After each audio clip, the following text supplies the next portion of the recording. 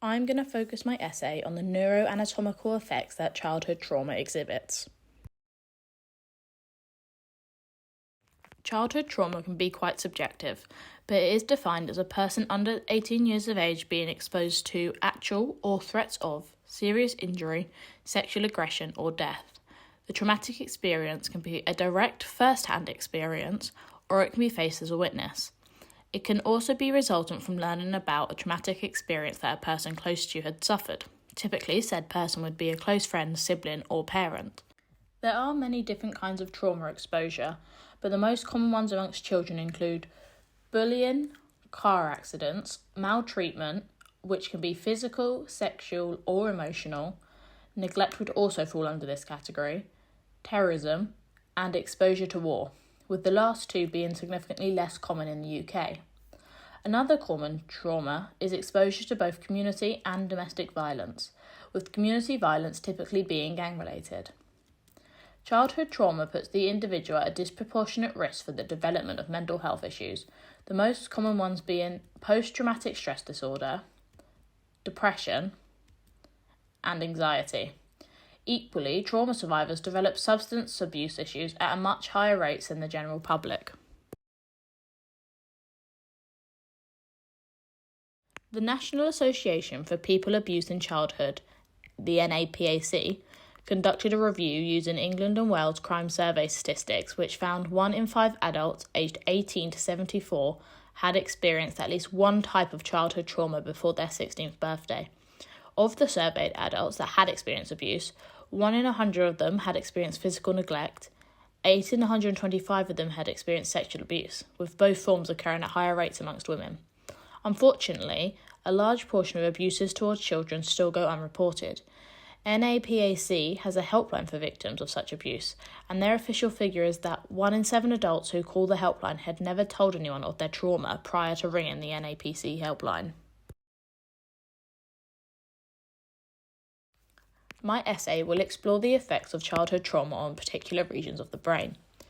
The amygdala, which is involved in processing fearful or threatening stimuli, the hippocampus, which is involved with learning and memory, the corpus callosum, which enables bihemispheric communication, and the prefrontal cortex, which is involved with cognitive control.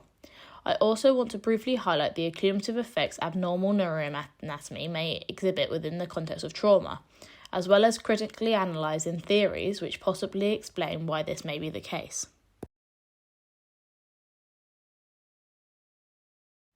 Understanding how childhood trauma impacts anatomy of the brain is important for many reasons.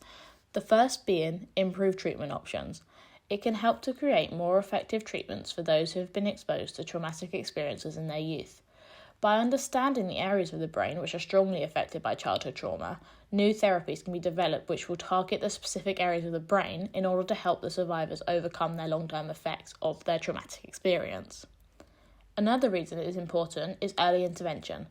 It can help identify trauma in children, leading to possible early intervention as well as the prevention of any long-term effects on their brains.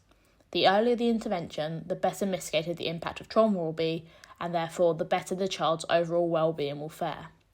Finally, it is important for education. It is very important to educate people about the long-term effects of childhood trauma, both within the medical space and in everyday communities.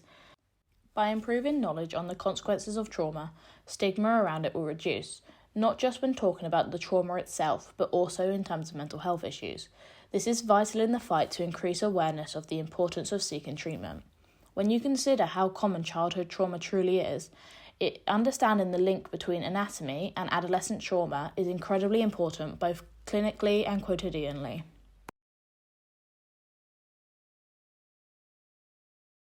So far, I have only really looked at 3 sources. The first is a scientific review of current knowledge which was published in 2014.